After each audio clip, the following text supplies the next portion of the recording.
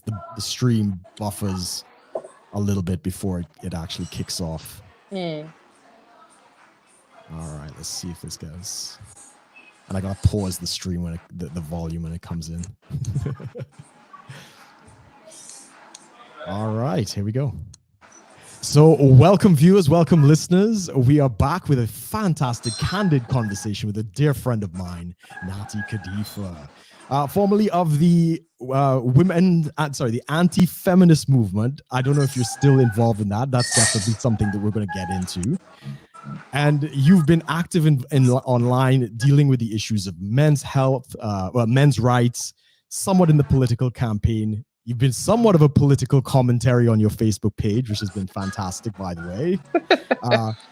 Mother of what, 2 kids now, am I right? Yeah, I have 2 kids and I'm pregnant with a 3rd. Currently with a 3rd. Congratulations to that. And I mean, we were affiliated through the libertarian group, so I know you're very involved in, pressing for issues of freedom and all of these other things. So I just wanted to reconnect. We haven't seen each other in quite some time. There's so much going on in your world. You moved to Wales, so I know. And even though when I was in London, I couldn't even get out as often as I'd like. So it's been such a drag, but I'm so glad that you could give me the time today just to kind of catch up and see how you're doing. So maybe just tell a couple of the viewers who may not be familiar with you, a little bit of your story, who you are, what you're up to these days. Okay. So as you said, my name's Natty and I live in London. And I've been involved in the kind of anti-feminist and men's rights stuff for 2014, 15. And I first got involved because my godfather was running a gender-neutral domestic violence charity called Gender Free DV.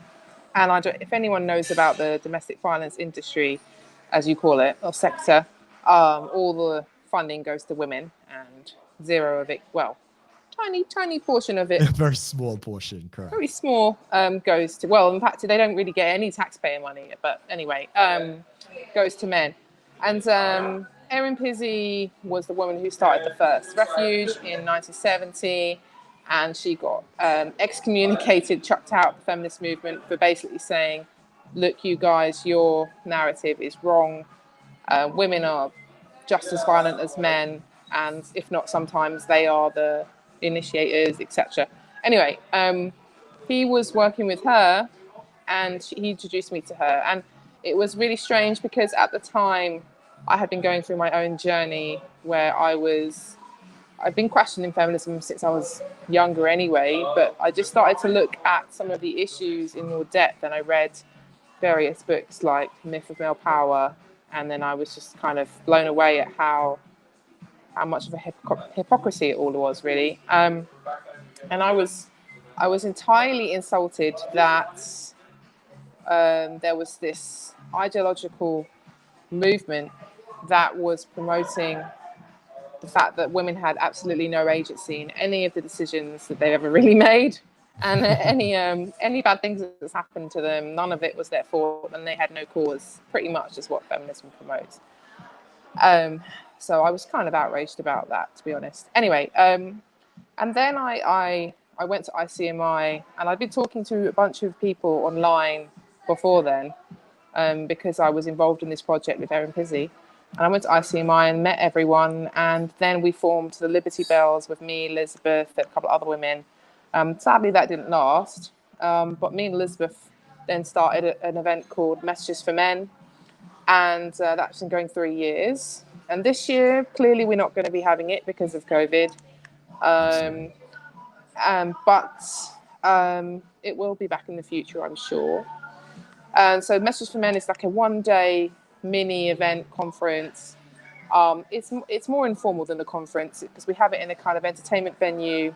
We try to encourage comedy and make it a bit more like if you go into a late night stand-up comedy gig, but we're actually talking about serious real things. Issues. Yes. Yeah. So yeah, me and Elizabeth kind of started out not necessarily as the kind of leaders of this event, but it kind of became so. became so, yeah. So anyway, I think that's a good summary of what I've been up to. I did a kind of social media campaign a few years ago to support Phillip Davies when he kept getting attacked by feminists. He's the only MP in the UK who supports men's issues and has spoken out against feminism. And now me and Elizabeth have quite a good relationship with him. She's now leader of Justice for Men and Boys, which is the political party that ICMI, the event that I mentioned earlier, organised that, and now she's the leader. And I've kind of taken a step back. I mean, I'm pregnant and lots of things happening in my life, but I'm now basically her minion or her bit. Yeah. Of course.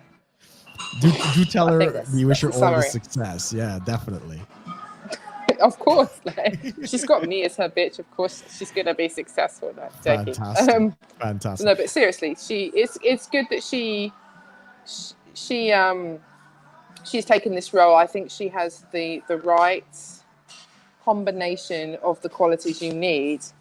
Now, I would say that there might be some people who would question why a woman should be the leader of Justice for Men and Boys, which is a men's issues, men's rights political party. But I think that she has demonstrated her caliber and her capabilities. And to be honest, okay, Mike Buchanan, we love Mike Buchanan, okay, but Mike Buchanan is not the most media-friendly guy. Let's just put it out there, and he knows that. Like, he can come and whoop me if he wants to for saying it, but it's true. He gets if he had a media appearance, he will just get completely slaughtered as this kind of slightly socially awkward older white male. He's the enemy. Elizabeth, on the other hand, is exactly, and yeah, they always I've noticed, I've seen it so many times. They put him on the TV or something, and he'll have three women outnumber him. Yeah. Always. Now, Elizabeth is very petite. She's cute. She's very well spoken. Yes. And she's quite stoic. Like, she's unflappable, right? And she's just not. You can't look at her and think, oh, that's the enemy. You know, she's like a little Trojan horse. Absolutely. I mean, I can't. I would probably get into some kind of trouble in about 5 seconds if I was in her position. You know, so probably it's why it's good. Well, I don't think I'd do much better. I don't think I would do much better if I was championing this and attacked. Yeah, clearly, we got the hot blood, you know. So that's right. Yeah, absolutely. Yeah, and we do wish her all the success. I know you all are all in good contact. Please, you know, do give her my best. What I was also very impressed with, something that you did is, I don't know how long ago it was, probably within the last year, you did this fantastic video series outreaching to a couple of incel men. You spoke with a gentleman. Oh, yeah, I forgot about that. Sorry. Yeah, you did. You spoke with William, and you spoke with, I can't remember the other gentleman's name. That was fantastic. Richard, that's it. Thank you. Yeah, absolutely. Could you share a bit about that? At the time, the incel thing was a huge issue because there had been numerous incidents that were reported on in the media, and it became a thing. Suddenly, if you had an argument with a woman or a feminist online, they'd call you an incel. Yeah. So Richard came to Messages for Men and ICMI. Which one was it? I can't remember which one it was that he came to first. But he basically sort of turned up one day and said, "Hi, I'm Richard." Now, Richard's he's been befriended or part of the honey badger community for a while. They know him, and I occasionally go on their shows, and so he knew who I was, and he clearly was like, "Hey, like Natty, like, you know, nice to meet you." And I was like, "Hey," and we just started chatting, and like got along. And he's from Southeast London, so am I. So there was some connection there. And, you know, he just said to me, "Look, I just want to put my story out there. And basically, I am a legitimate incel. I am what they call in the incel community a true cell." I don't know if you've heard of that. Yes. Okay. Now, some of your viewers might find this I don't know if offensive is the right word, because no one, your channel probably gets offended, but I'm just going to say whatever I'm going to say. But yeah, feel free. You have complete liberty here. I pretty much agree with Richard's assessment of himself. Okay. Now, as a woman, you might be like, oh, how dare you judge him?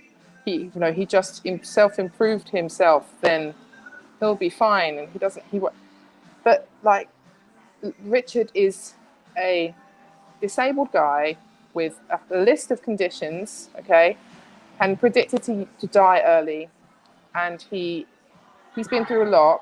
Yes. He almost died when he was a child, and and he has autism, and he is legally retarded. So he's not allowed to make decisions for himself, big decisions for himself on his own, and he has social workers and psychologists that look after him. Yeah, his affairs. Now, when you talk to him, to me, his IQ, as in, his intelligence level is like, I would prefer to talk to him than I would to pretty much most normies, right? But that doesn't mean that he doesn't have the issues that he has, right? And one of those issues is that he probably would find it difficult to have a legitimate relationship with a woman. Right. Okay. I'm not saying that it's impossible. I'm just saying that it's unlikely. And I think he wanted to put his story out there and show himself and say, look, I'm an incel. I'm fine with using the term, identifying with the label, as much as the label is associated with all kinds of negative things and, male failure, pretty much, right?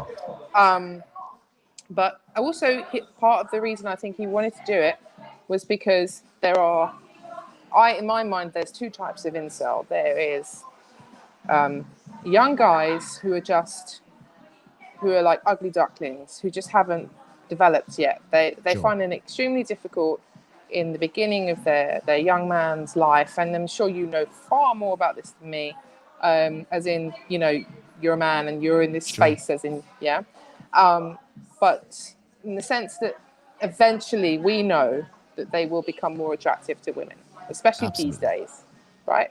Sure. Especially if they're a young man, white male, whatever. There's just all kinds of shit against them. And they get very down about it, and they moan about it online, right? I mean, it's pretty much what the manosphere caters to. Let's be real. In some parts, definitely. Yeah. And so there's that. And he basically saying, look, you guys are not me. I'm a true cell. I'm the legit. I'm the original. I'm the OG. Yeah. You guys. And that sounds weird to be kind of not proud, but just at least just owning it. Owning it, yes. Yeah. He's just owning it. He's just saying, look, I am the guy. So there's always been a small percentage of the male population that have never reproduced. I am that guy. That's always existed. There will always exist because of the way our human species reproduces. It's just unfortunately just how it is. Yeah. And now we have all these like 30% or whatever it is, or more. It's more than 30 now. I think it's like 40. Is it 40 of young people deciding to become child free out of choice? And then you have guys who want to have families who can't. That's true. Because of anyway. So I think he just wanted to just say, look, this is me. I can talk about being an incel legitimately. I've been through all the stages in terms of, I've been angry. I'm pretty much all right now. I think the only thing that happens sometimes is he moans about women online, and then sometimes other women who like him are like, oh, dude, can you just not do that today? Fair enough. It's quite funny. So that's, I think, and so he has, as a result of meeting us and me and him becoming friends, and then him speaking at Messages for Men, and then we went to Chicago together, and that was great because, to be honest, he wouldn't have gone if I hadn't have gone with him. Right. Okay. To the conference. I had to be his. Yes, sorry.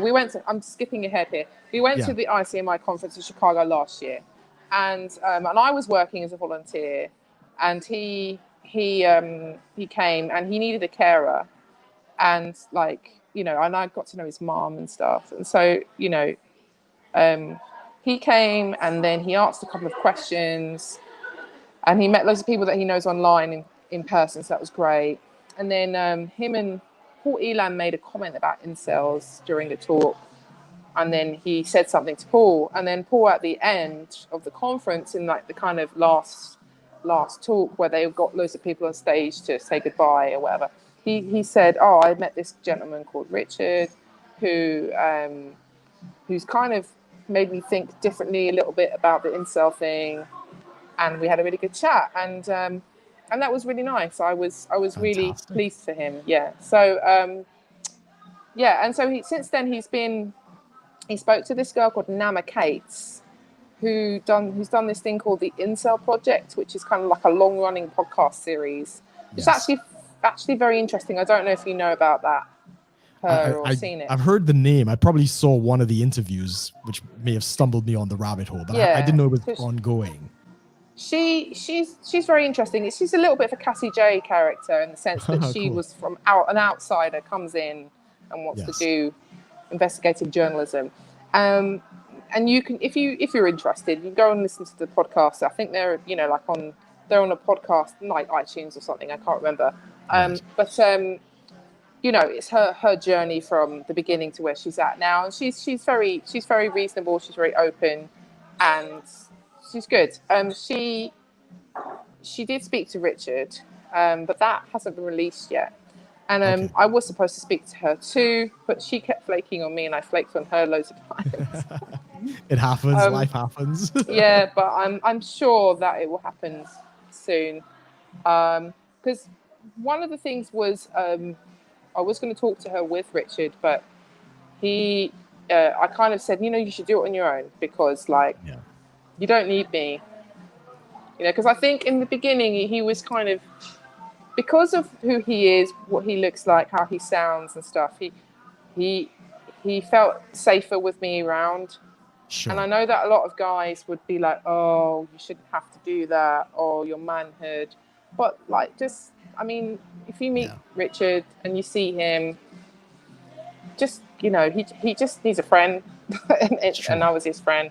And now I'm like, well, you're all right, mate. Like, you know, got this. You got this. He's fine. In fact, he really needs to. Well, anyway, I'm going to stop talking about that, because maybe we should leave that for another time. But yes, move on. But yeah, anyway. Yeah.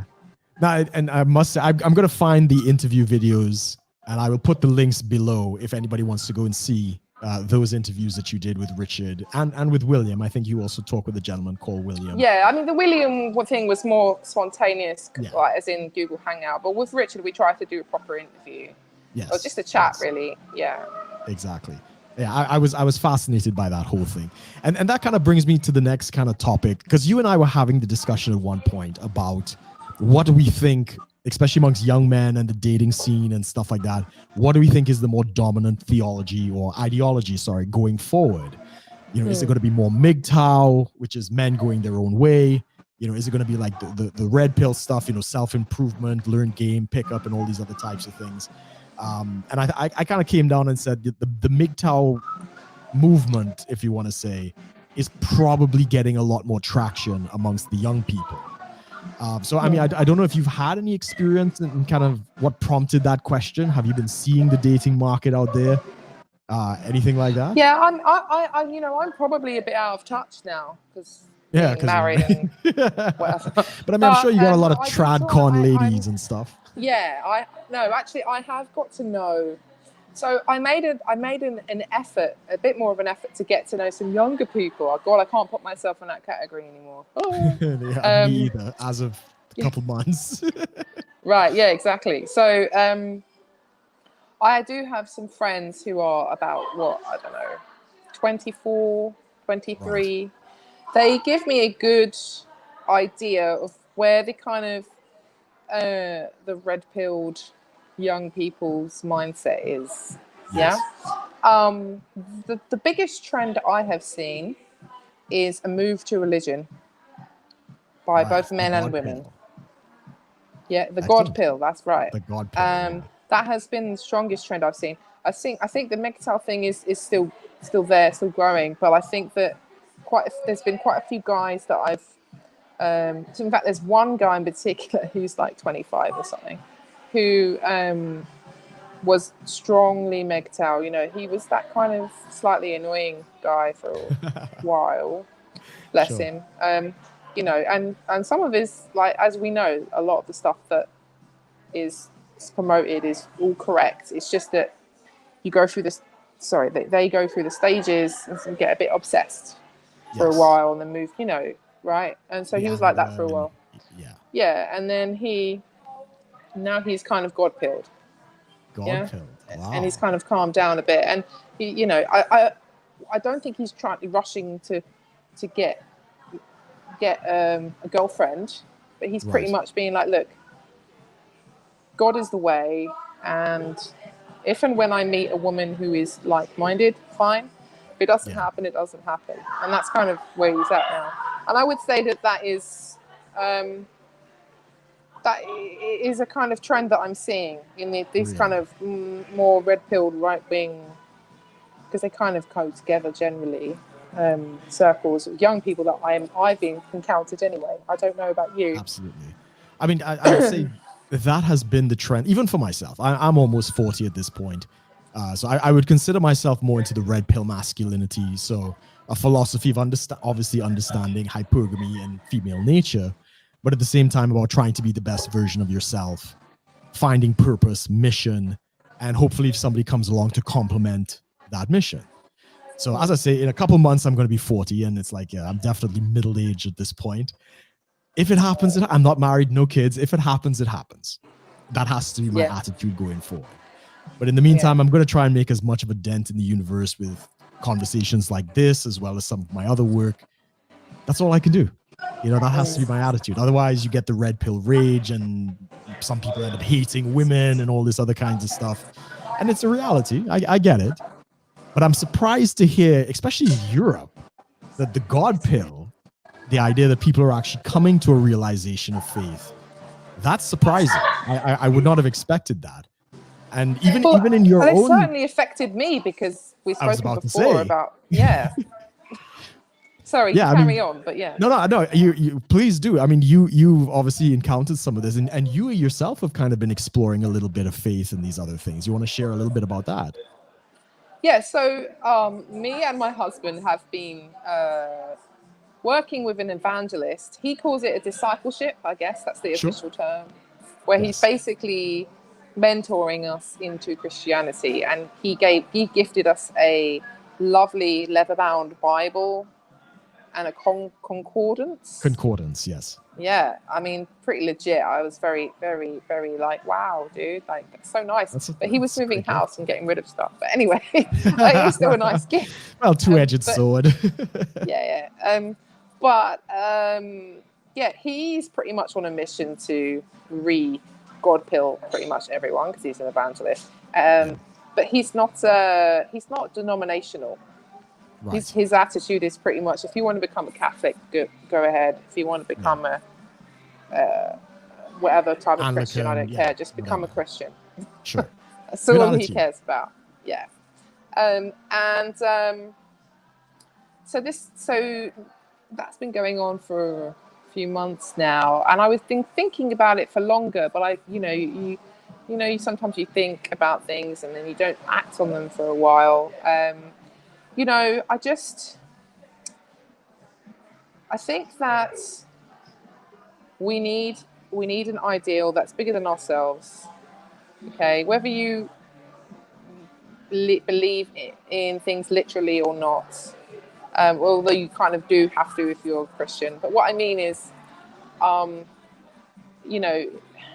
the right words to put this? It's almost like an innate something is built into us. That requires something greater than ourselves. That's right. And I can't really see anything better than Jesus, to be honest. That's pretty cool. I mean, I've explored. I was about to ask. Did you have like a religious upbringing or anything like that? What have you explored, and what makes Christianity that different? I mean, I think what to me, I don't know. I mean, my dad was an atheist, and my mother's Church of England, go to the church twice a year attitude. I wouldn't say that either of them are. I wouldn't say that my mother is particularly religious, though, even though she might say she is. And my dad most definitely rejects God, for sure. Right. So no, I did go to the Church of England church to get into a good school when I was younger. You know, that kind of thing that people do. So, but I never was one of those atheists that was very stridently rejecting the idea of a God or a creator. I always thought, yeah, I'm pretty convinced that this exists. Doesn't really make sense for there not to be some kind of intelligent designer. Right. I've always thought like that. But in terms of following religion, now we started reading the Bible. You know, me and my husband were like, well, this is pretty much what all the self-help books promote. But in the Bible, I mean, why is everyone rewriting this shit all the time? Just read the Bible. True. That kind of, that's what it's like. He my husband read The Secret. You heard of that? Oh yes, I know The Secret. Yeah. Okay, yeah. And so started talking about it, and I was like, but surely that's just God? Or I mean, I'm not saying that God acts in the way that the pseudoscience is promoted in that book, but I'm just saying that a lot of the ideas about praying and putting your intentions out there, taking action, and then things start to magically, or not magically, but they start to fall into place. Yes. Do you not think that that's some kind of a divine intervention? I don't know if that sounds cheesy, but no, I think that's great. Yeah. So were you into The Secret? Were you into all of that kind of stuff? I wasn't. I mean, my husband kind of was. He went to Tony Robbins seminar years ago. Yeah. But I mean, he pretty much promotes the same kind of ideals of Jesus. I just think they're all ripping off Jesus. No, this is what gets me in a lot of trouble, because I actually completely agree with you. Especially, yes, The Secret is a little wonky, but the principle of, in The Secret, it's all about, you visualize yourself in whatever it is that you want to do, and you try to capture the feeling of your wish fulfilled, almost whatever desire you have and stuff. And there is a passage in the Bible that says, pray as if you already have it, and whatsoever you ask shall be given unto you. So that is actually a very biblical principle. This is, for me, I understand it, because, I come from a more Eastern Orthodox kind of perspective at this point. So my view of God might be a little bigger than some of the other denominations. Interesting. But I believe, I believe that Christ, just as, the fall of Adam, Jesus came to undo the fall of Adam. So Jesus came to undo the work of Adam. And it just as Adam's work affected the whole creation, I believe Jesus's work has also affected the whole creation. And that includes all of the pagan and all of the weird rituals and all of these other types of things. I think he's Christianized the entire cosmos, and heaven and earth are just kind of coming into union. It's getting better, basically. He's undoing the sin of the garden. So when I say that, everybody's like, oh, that's crazy, this, that, and the other and stuff. But you start to see it in, as you say, The Secret is, it is a biblical principle. Ancestor worship that, some of the African religions and stuff like that. When you read the story of Abraham and Melchizedek, and he worships Melchizedek, this is his great grandfather. He's worshiping the earlier creation. So that's again, that would be considered pagan. No, it's in the Bible. Reincarnation. When you read the New Testament, Jesus said, who do men say that I am? And they say, well, you're probably Elijah or one of the prophets. The early Jews believed, they do come back. You do revisit. So a lot of these things that we think are just crazy pagan are actually very spiritually in line. Right. Okay. Yeah. It's pretty cool. It's pretty. You wouldn't hear that generally. I know I'm off the wall. I'm not mainstream, but I would love to know where your exploration is. I would like to talk to you a bit more about that. I mean, two of the young people I was thinking about when we were talking just now have become Orthodox. Right. Awesome.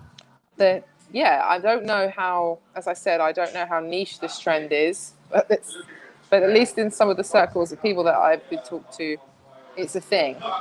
Yes. So because everyone's looking for, you know, authentic Christianity, and they seem to think that is there seems to be two groups: people that are re-embracing Catholicism and Yeah. Orthodox. No one is becoming an evangelical or Like Baptist or Pentecostal and yeah, yeah. none of Yeah. those. No one's Protestantism. No one's really Yeah. There's no a lot one's of people really fleeing. vibing with that. Yeah, that's right. Correct. So and I've explored it. I think I still need to get to know the Bible much better. I've Sure. read, We all do.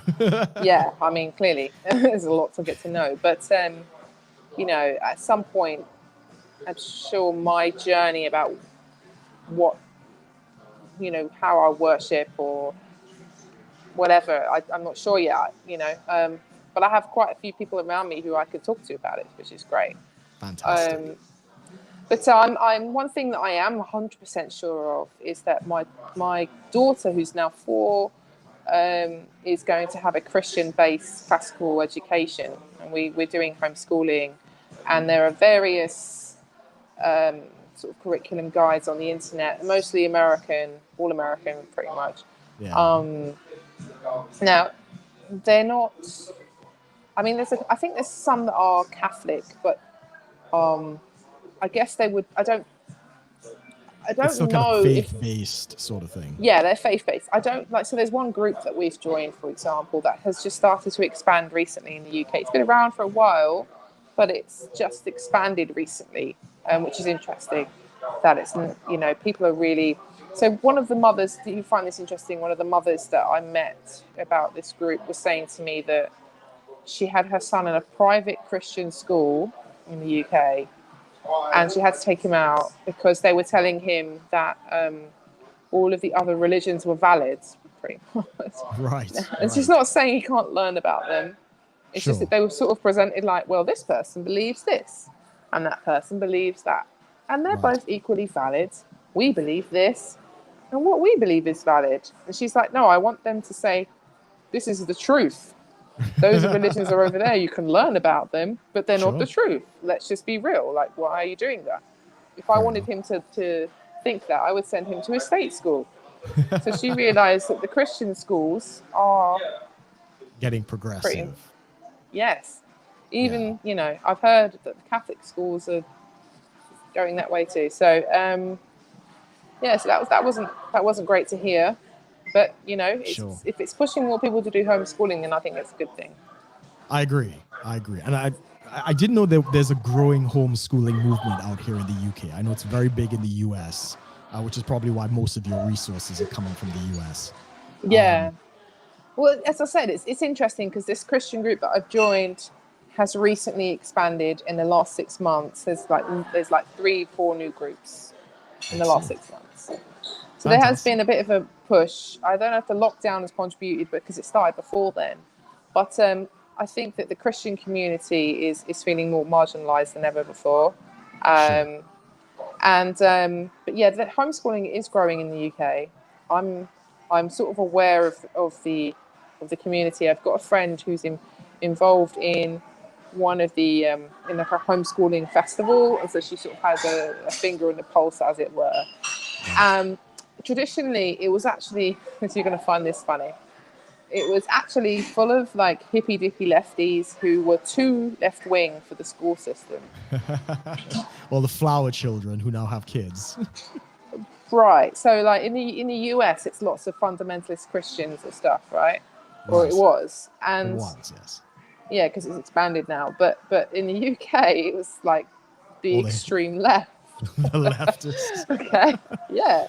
That's And so crazy. there's still a bit of a hangover with that. There's still some sort of Right. activists or lobbyists who still do good work for the community now, because they have done a very good job of lobbying the government every time the government tries to get its claws on it. Yes. And they're still around. But it's weird because I was trying to explain this to people, and they were like, oh, just join the homeschooling group. I was like, yeah, but they're all Marxists. And they're like, how Not is what that? I'm looking for. What? And they're like, they're the type of Marxists who believe that the BBC is too right wing. I've encountered some of those. Yeah, in fact, I same. had a Trinidadian friend. So people who may not know, I'm originally from Trinidad and Tobago. We met up in London. He's a guy I went to secondary school with in Trinidad. A few of us made it out to London, and he made that statement to me that he thought the BBC was too right wing, and I almost choked on the rum and coke I was drinking at the time. And I just kept my mouth shut. I was like, this is not a conversation I'm going to have at this point. Those people work on the level that if the Tories are in government, then everything's right wing, and the BBC just follows whoever's in government, which is pretty true. But the Tories are not very right wing. They're not. They're Labour light at best, if we could say that. You know. Exactly. I want. Yeah, go ahead. No, I'm just saying that it's there does seem to be, if you're homeschooling, you either have the lefties I'm talking about. I call them like the unwashed unschoolers, but that's a bit unfair because unschooling as a concept is actually very interesting and legitimate. It's just that the progressives have subverted it, as they always do, which basically means no schooling, not unschooling. But anyway, then there's the Christians, and they're a bit harder to find. So if you're thinking of homeschooling your kids in the UK, you've got to sort of search around a bit, I think, for some Christian homeschooler peers. Right. They do exist, though. I'm finding out they do exist. Fantastic. So with that said, just briefly, how have you seen the God pill kind of impacting, you know, the men's rights movements and the young people that you're dealing with? Have you seen any kind of changes in that environment, in the kind of red pill community? Yeah, well, like I said, I the trend I'm noticing with younger people is the God pill being swallowed, and just it's pretty amazing. This recognition that we kind of need to start with that, and then other things will not fall into place, but they will make more sense. Yes. Yeah, and more meaning after we've done that. I wouldn't say that the men's rights movement particularly has been affected by that. I would say that I'm just trying to think about people involved who I have to actually, this is interesting. So Honey Badger Radio, you could say is like a kind of current affairs show that always talks about whatever's the latest going on in that community. And I would say that Alison and Brian were having a conversation very recently about the need for religion. Right. And that perhaps if you're going to have religion, you might as well just have Christianity because that's the one that makes the most amount of sense. Right. And they're quite, I would say they're quite atheistic or maybe agnostic. Or at least they're not into promoting. Even if they had personal religion themselves, religious belief, I don't think they would never be into promoting it because I think they're very much in the separate religion from politics, separate church and state lane. Right. And I'm not saying that they represent everyone in the movement. I'm just saying that if they're having conversations like that on their show, I think it's a good indicator of where other people's heads might be, who are more secular minded. Absolutely. Have you heard of this gentleman called the Academic Agent? He's got a YouTube channel. He's more into economics and stuff like that. I don't know if you've heard of him.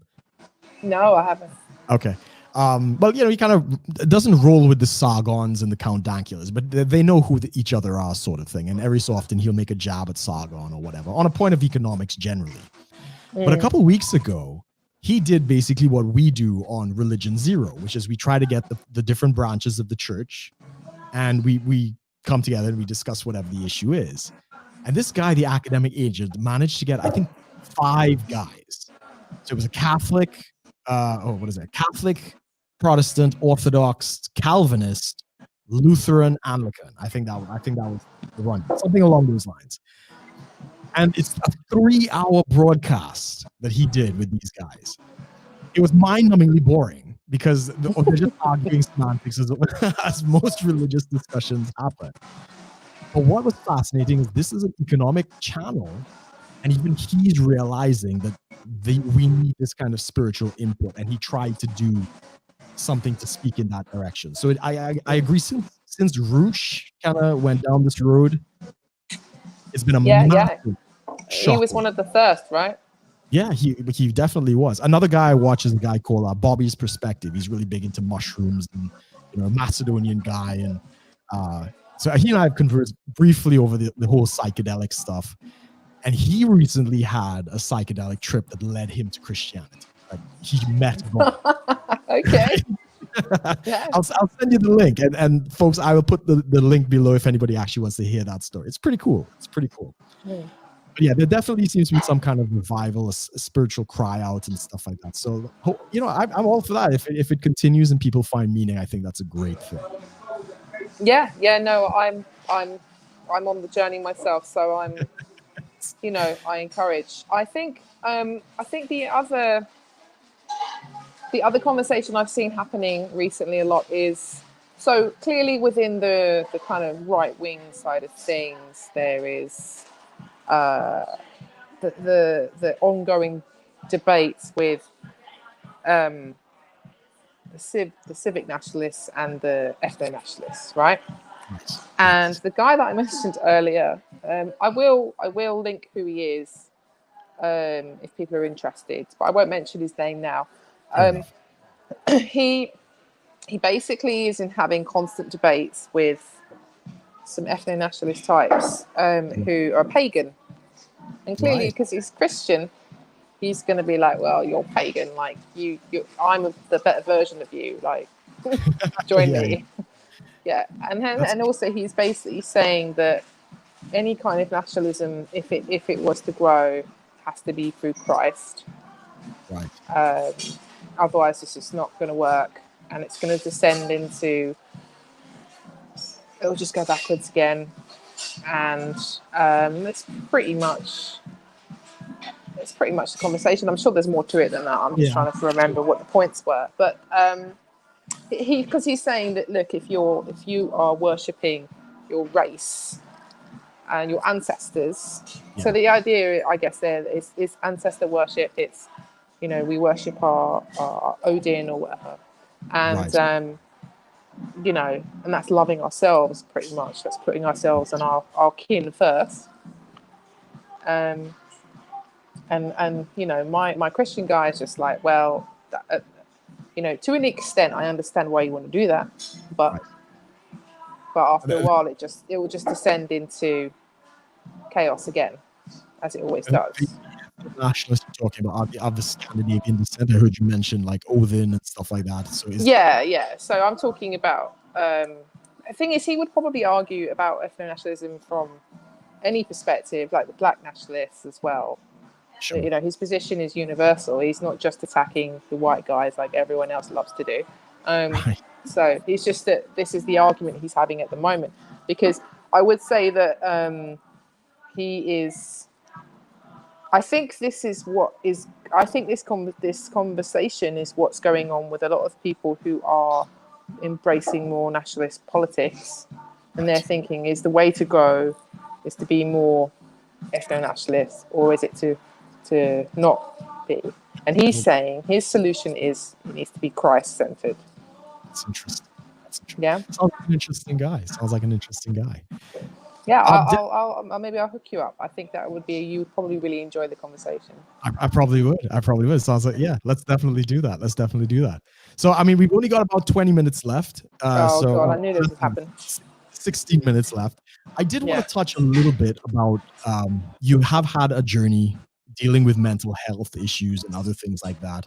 And I'm sure in the pandemic of 2020, that obviously has probably not been, it not helped things along in any kind of capacity. We had a conversation, didn't we? Sorry, you carry on. Yeah, we did. We had a couple talks. There's a good brother of mine in the chat. I did an interview with him a couple of days ago. It's the Mindless Chef, a gentleman out here called Neil Donovan. He's sending his regards. He's also been involved in the mental health industry. He's doing a lot of work out here. So, I mean, yeah, would you like to just share a little bit of your journey and how the pandemic has affected you? Okay. I don't know if we should start about the journey in general or the pandemic. What do you want? I don't. Yeah, start with the journey in general, and we'll hit the pandemic. Okay, yeah, because I blab a lot on my Facebook, but so what have I? Okay, let's see. So, I was extremely depressed when I was just after uni. Yeah, Right. so like I don't know, 21, 22. Between those ages until let's see, until I was about 26. Sure. Maybe, or maybe, to be honest, I was all right just before then, maybe 25. The worst of it was probably about that sort of 23, that kind of age. Literally at one point, but this was all part of the red pilling process as well, right? I literally locked myself in my bedroom for 2 months and didn't come out. Like I didn't have a job, and I literally Right. just did. And like for me, I was an extrovert. I was a party girl. I worked in music industry. So, if I disappeared for 2 to 3 months, that was not a normal thing for me to do. Right. So, definitely I think I had two. Did I have two suicide attempts? I think it was two. Wow. Yeah. I always chucked myself off a bridge once. Wow. Okay. Yeah. Some poor guy saved me. Guys are always doing that. Great. Thanks. Yeah, thank you. Thanks to that No, guy, wherever he yeah, I is. know. Yeah, he was some random dude. Anyway, yeah. So, and I don't know what to talk about here. And maybe you could ask me a couple of questions. I think that Sure. there's various things that were going on.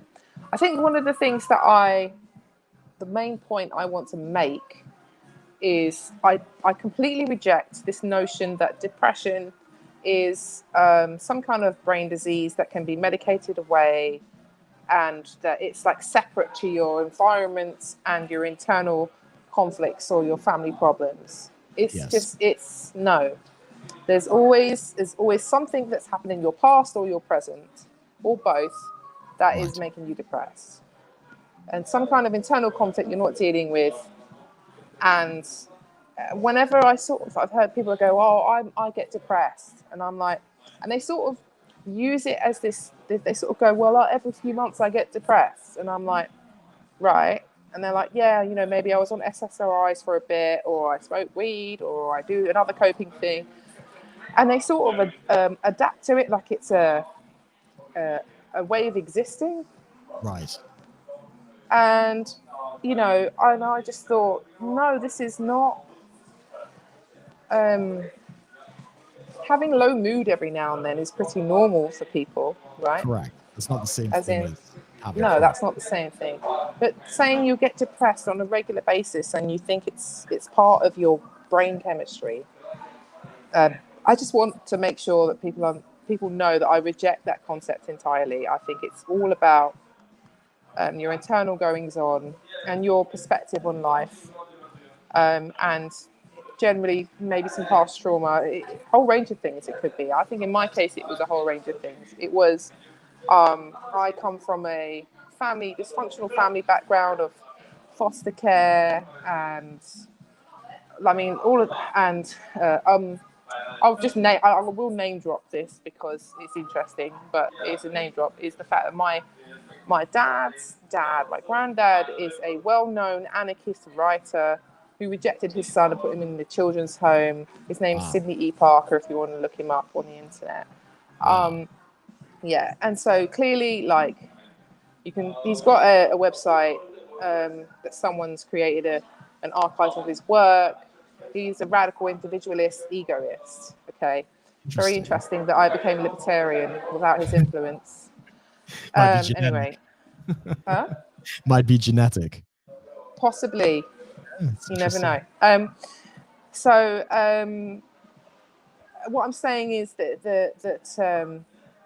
A kind of family rejection.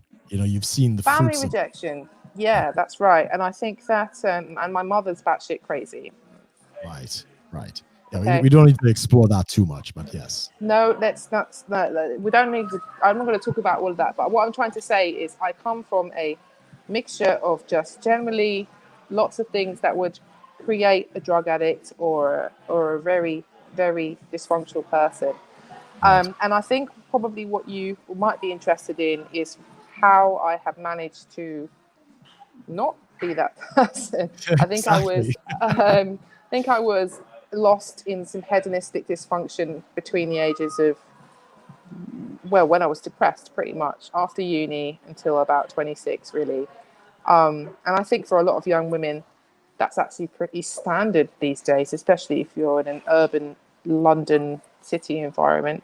Probably true. Unfortunately, yeah. Although, but I'm just saying that in my case, it was there was a lot to deal with. I think I went to therapy for 6 years. Yeah, and Was it a psychologist or a psychiatrist for your well, it was more in the beginning. It was whatever the NHS gives me. it's probably counseling. Okay. Yeah, so it was like Psychologist. psychotherapy, and then Right. eventually I pay for my own private psychotherapist. Good. Because the NHS just gives you whatever they give you, and you have to deal with whoever they give you, and then you're like, this person's shit, but You're stuck you've with got them. no money, you're stuck with. Yeah. So my advice to anyone that is looking for legitimate psychotherapy, please just find someone who is willing to take you at a low cost if you can't afford it. Don't put up with whoever the NHS gives you, or I don't know, wherever you are in the world and they have a similar system. Because actually, one of the points I've made, in the fathers' rights movement, I know at least 4 family court advocates, male and female, who work with fathers, and they're constantly in mental health crisis, clearly, because they're being alienated from their kids and stuff. And they're always, the story is generally the same. They're always low income men. Okay. I mean, sometimes they're Right. not, but most of the time they are. And they're usually saying, oh, I went to an NHS therapist and they did this and they did that and it was okay, but, didn't really get much out of it. And then 8 weeks later, they chucked me out, Right. because it's how it goes. And every time I'm just like, look, here's a list. I have a list now through all this networking I've done of therapists who are men's rights friendly, and they will all charge you low rates. Okay. And just talk to each one of them and just make sure that you are connected. You connect with that person. You can tell that they have real empathy for you. Right. Don't just put up with any odd shit. And no offense to some fathers, whatever, but some of them got to where they are, and I'm not blaming them entirely, but No, of course. Oh, we've lost her. It seems like maybe her internet connection or her data may have fallen off. So I'm just going to jump on Facebook here and see. We really only had about 10 more minutes to go. Let's see what happens, if she'll be able to join us in a minute. But guys, I hope you're enjoying the conversation. This is, again, my friend Natty Kadifa. I have her links below if you want to reach out and connect with her. And also, I will be adding the videos to the interview with the work she did with the incels and these other people. I'm pretty sure at this point her phone has died. Let's take a look. Her phone died.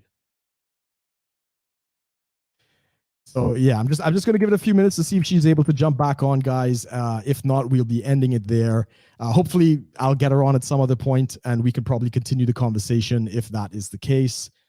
From the looks of it, I'm not seeing any kind of response. Normally, if I send a message, you'll see they've read the message, and that means that the phone is working. But guys, yeah, Conk, bro, I hope you're enjoying the yard work. I know you're probably working really hard. Who else have we got in the chat here? Yeah, we got a couple of people, man. I'm glad you guys have tuned in. Yeah, from the look of it, it looks like her phone is there. So guys, anyway, I'm going to be wrapping it up there. Unfortunately, she's in a restaurant, so I have to apologize for the noise that was in the background. It was the only place that she could kind of get away privately. She does have small kids, so that's always going to be an issue as well. But yeah, I'm going to wrap it up there. Hopefully I could, reconnect with her. Let me know what you thought of, the discussion. It was really getting juicy. We were kind of getting into the whole mental health thing and what it is that she did to, overcome a lot of the trauma and other things that she's been through. I would very much like to finish that conversation. I don't know when we're going to be able to do that, but put your comments below. Be sure to like, share, and subscribe, of course, if you'd like to see more. And well, yeah, guys, I will be on Religion Zero this Sunday, as well as the regular 10K Rum podcast, which will be happening this Sunday, 3 p.m. Right, I think Religion Zero is 3 p.m. British summertime, and 10K Rum 5 p.m. British summertime. And again, check the links below if you want to connect with Natty or myself. And I will see all of you guys in the coming days. Oh yes, I got an interview with MJ McCallan this Friday from Men to Fitness. The stream is already up on my page. Be sure to hit the notifications on that when I go live this Friday. So thanks for watching, everyone. Hope you enjoyed it.